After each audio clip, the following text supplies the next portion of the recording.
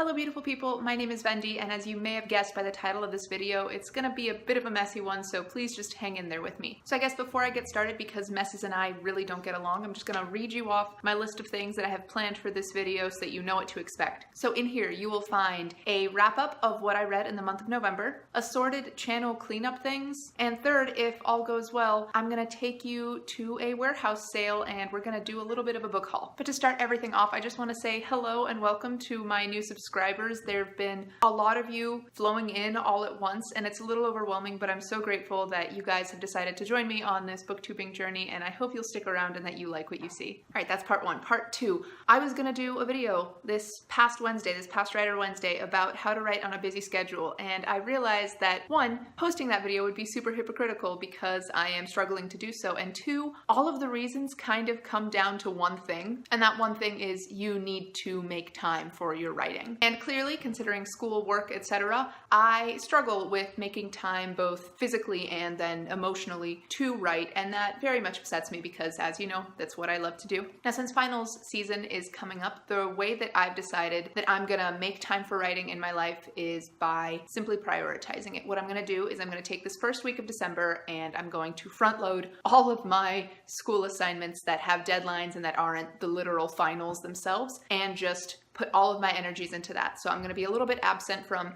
commenting and from responding on Twitter and stuff like that for about a week now. That way I will have the rest of December for studying, work, and writing. Part two of this sort of clearing up my schedule means that I really want to prioritize being able to do as much writing volume-wise as possible, which means that my video editing, filming, etc. time is gonna have to be cut down. So for the month of December, I am switching up my schedule and I'm only going to be posting on Saturdays for this month. My regular Wednesday and Saturday schedule will resume as soon as January of next year begins, and I'm super excited for that, but for now, unfortunately, I can't juggle both booktube and writing, and I have to make writing the priority. All right, now that that's out of the way, I'm gonna show you what I read this past month. So November was a pretty solid reading month. I ended up reading 10 books. The first thing that I read in the month of November was the Cheerleaders by Kara Thomas. Because this is like a mystery thriller sort of book, I don't really want to get too deep into the synopsis. Basically, all you need to know is that it is a dual timeline book following two sisters, one alive and one dead. Primarily, it follows Monica, the younger sister of one of these cheerleaders, as she sort of comes to terms with what happened to her older sister and her older sister's friends. So as far as things I liked in the Cheerleaders, I liked that it was all really wrapped up well by the end. I don't think that there was a single plot thread that was left, you know, dangling in the wind somewhere. Reading this was kind of like watching Pretty Little Liars, another like high school melodrama show where everything is ridiculous and doesn't make sense, but you still can't look away. I didn't like most of the characters at the start, but they all kind of grew on me, which is exactly the sort of thing that I wanted from a book like this. As far as things that I didn't like, I hate in contemporary or contemporary adjacent books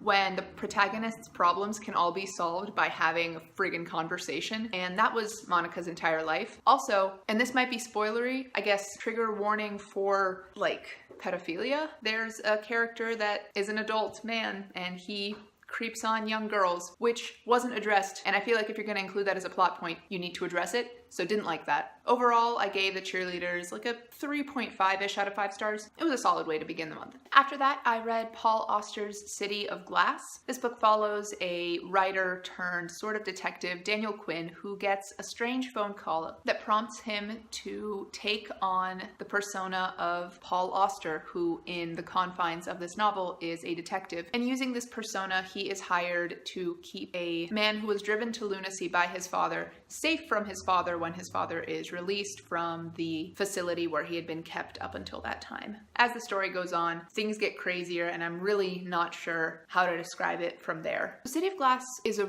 really strange story. As far as things I like the concepts behind it. It's a postmodern novel, so there's a lot of discussions of like the meaninglessness of trying to hold on to and form a set identity. And there's a lot to be said about how each character deals with, or more often doesn't deal with, the trauma that has shaped their identity. As far as things I didn't like, I'm not sure that there's an element that I don't like, but I'm also not sure that there's an element that I truly like. I didn't rate this book because at any point in time, I could have said it was a 2-star book or a 5-star book. And I don't think it's fair to sort of try to pigeonhole it as one or the other, because I feel like it's both at the same time. It was very strange. After that, I took a break and revisited an old favorite, and I read Through the Looking Glass, which is the sequel to Alice's Adventures in Wonderland by Lewis Carroll. I really don't know how many times I can say I love this book and like repeat it without getting really irritating and boring. Basically, Through the Looking Glass follows Alice when she is a little bit older. She sees the mirror and she's like, oh, I wonder what is in that world behind the mirror where everything's backwards. So she climbs through it and she goes on another fantastical romp through the Looking Glass world, and she has to navigate through this world of make-believe before she comes home. As far as things I liked, again, everything. I prefer that Through the Looking Glass has more of a defined plot than Alice's Adventures in Wonderland does. I think it makes it a little bit easier to follow. So if you struggle with the sort of plotless wandering of the first one, I think you might like Through the Looking Glass a little bit more. I think both have their merits, but I was feeling a plot-driven mood after City of Glass, so Through the Looking Glass was perfect. And as far as things I don't like,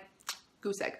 Love this book. And obviously I ended up giving Through the Looking Glass a 5 out of 5 stars. And all of a sudden, the next round of the Tome Topple Readathon began, and the first book that I read for that was Crazy Rich Asians by Kevin Kwan. I know it doesn't look like it's 500 plus pages, but it is. It's a deceptive tome. So Crazy Rich Asians, as most of you probably know considering the movie came out earlier this year, follows Rachel Chu, a 29-year-old professor of economics in New York, as she goes to Singapore with her boyfriend for his best friend's wedding. Rachel is a fully Americanized woman of Chinese heritage, so she is completely unprepared when Nick's family, the Youngs, turn out to be pretty much people from a whole different world, and they are disgustingly filthy rich. So she's kind of caught up in all their drama, and the story goes from there. As far as things I like about Crazy Rich Asians, it was like weirdly voyeuristic. It was so interesting to read about a life that I will never ever experience. It felt like a fun Singaporean Gossip Girl. Also, I liked that Rachel had a really strong head on her shoulders and didn't let herself get pushed around. That was really refreshing to read from in a contemporary. As far as things I didn't like, I mean, sometimes the descriptions got a little wordy, but I'm really into that. It wasn't the wordy of like high fantasy descriptions, but it still got to be a little much. And I think that the ending of this book was wrapped up like a little too neatly, but I'm a sucker for happy endings, so I didn't mind it that much. Overall, I really enjoyed Crazy Rich Asians, and I gave it a 4 out of 5 stars. After that, I read Omji Check Please by Ngozi Ukazu. Check Please originally started as a webcomic about Eric Biddle, who is gay. He is a freshman at some university in Massachusetts, whose name I forget, and he is there on a hockey scholarship. Eric is an incredibly talented skater, but he is absolutely terrified of being body checked, which basically just means getting physically slammed into by another player. So Check Please sort of follows his journey of getting to know the other boys on the team and getting over that, and at the same time falling in love with somebody who seems to be the wrong person to fall in love with at the time. As far as things I like, Eric is a super relatable character. While I'm not a gay man, I am a queer woman, so the struggles that he goes through as somebody who had grown up in the Deep South and had the sexuality that he does, it hit very close to home, as it always does for me when I read this series. Additionally, Ukazu's art style is beautiful, and I love how the comic is drawn. As far as things I didn't like, I don't know, sometimes it feels a little quick, but at the same time, it's a comic, so it's gotta go by pretty quick. I don't mind at all. I ended up giving this 5 out of 5 stars. After that, I read The House on Mango Street by Sandra Cisneros. This is a book that follows young Esperanza, a Latina girl living in Chicago who has never had a house of her own until her family moves into one on Mango Street. However, Mango Street does not feel like home to Esperanza, and she spends the duration of the novel looking for a different home and a different way of being. You get to see her experiences on Mango Street through a series of vignettes that show her growing up and coming to terms with where she is and deciding that it's not the life for her. So as far as things I liked, I really enjoyed that House of Mango Street was told in the series of vignettes. I think that because Esperanza is our point of view character, the vignettes sort of demonstrate the way that young children tell stories about a thing or a place or people. So it really brought out Esperanza's voice. And as far as things I didn't like, sometimes the vignettes felt dropped in and out of place. I realize that they're all supposed to kind of stand on their own, but I think they could have been tied together chronologically a little better. Besides that, I think that's it. I I really enjoyed House on Mango Street. I gave it a 4.65 out of 5 stars, which is very specific, but it's meant to be. It makes sense in my head, I promise. After that, I read Carry On by Rainbow Rowell. So in Rainbow Rowell's book, Fangirl, there is a girl who writes fan fiction for this series called Simon Snow, which is that universe's Harry Potter. Carry On, the one that I'm holding in my hands right now, is Rainbow Rowell's version of the fan fiction from Fangirl. It follows Simon Snow, who is the world's worst chosen one, and his arch enemy, but also not quite, Baz, as they figure out how the hell Simon's powers work and what happened to Baz's mom and what is causing the corruption of the magical world. It's pretty great. As far as things I liked, I just really like how Rainbow Rowell writes. I feel like one aspect that sort of is a through line through all of her work, whether it's contemporary or fantasy, is the romance that she creates, and she's very, very good at making you root for the characters she wants you to root for. Simon and Baz's relationship is pretty darn believable, and I love how they navigate through it while at the same time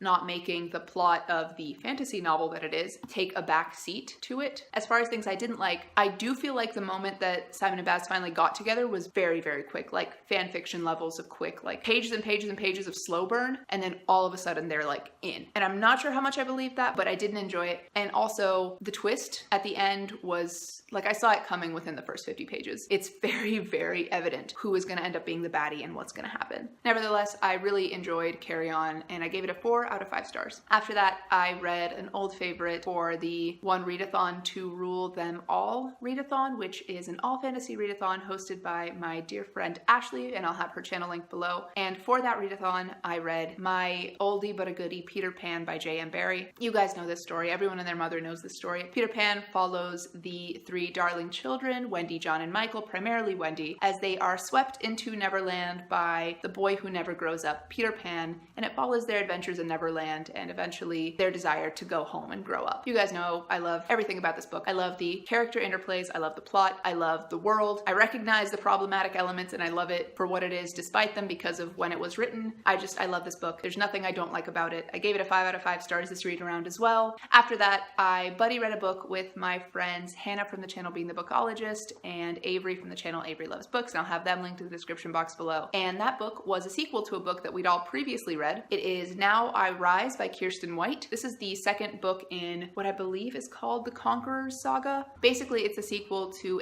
Darken, which I read and reviewed months ago with my friend Lou. I'll leave that video in the description box as well. Because this is the second book, I'll sort of give a synopsis for the first to avoid spoilers. Darken is a gender-bent retelling of the story of Vlad the Impaler and the story of Mehmed the Conqueror, who is on his way to conquer the city of Constantinople for Islam. But because in this story Vlad is a girl named Lada, gender roles happen and things become a little more difficult for Lada to navigate. Luckily, she has her younger brother Radu by her side, and he is a natural-born diplomat that sort of balances her bloodthirsty, vicious tendencies, and together, I'm pretty sure they could take over the entire world. As to whether they do or not, I'll let you read the books for yourself. So as far as things I liked about Now I Rise as a sequel, Darken was very character driven, and it was very much setting up a stage for the events that then unfolded in Now I Rise. Now I Rise was 400 something pages of plot. Things were happening from the start. It was a slow build and then it sort of like avalanched, and things just got bigger and better while at the same time not losing the character development of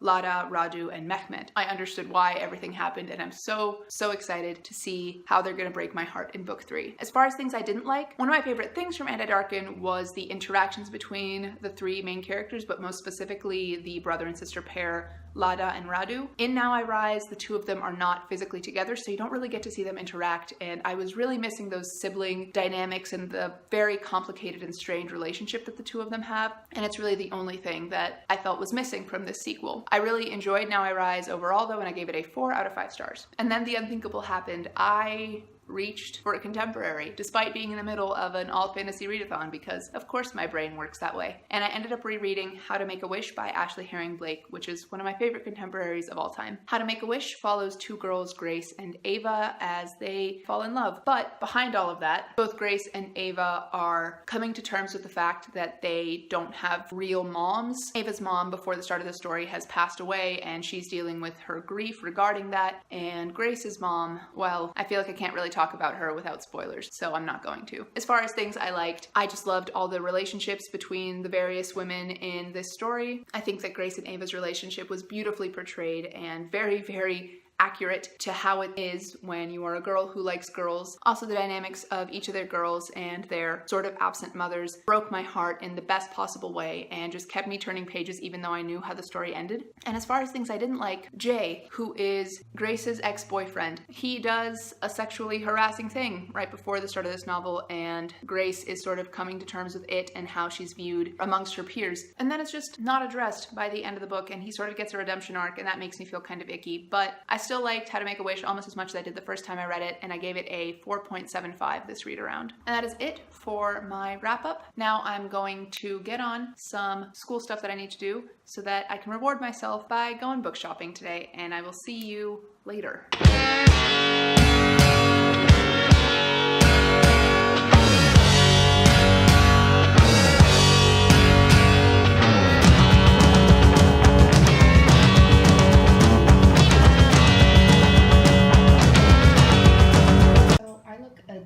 Mess after being out in the rain, so I'm not going to show you my face, but here is my little haul from the warehouse. We've got Ash by Melinda Lowe, which is a queer Cinderella retelling. The Secret Loves of Geek Girls, which is an anthology by many awesome female authors such as Margaret Atwood. I'm not actually sure what this one's about, I just thought it looked cool. We have Wake of Vultures by Lila Bowen. I also don't know what that's about, but I've seen it on BookTube and it looked pretty interesting, and it was, you know, $2. So same goes for Queen of the Cheerleaders by Erica Johansson. This one is super interesting to me because I've heard that it's all about that political intrigue, and you guys know I'm about that life. We have The Mysterious Benedict Society, which is one of those books that's been on my TBR for over a decade. I think I put it on my TBR in like elementary or middle school, and I just never picked it up. So I figured, I mean, I'm never going to get it for cheaper than I am here, and I kind of want it, so I got myself a copy. And finally, a hardcover of The Bear and the Nightingale by Catherine Arden. All I really know about this one is that there's Russian folklore in it, but that doesn't really matter to me as much as the fact that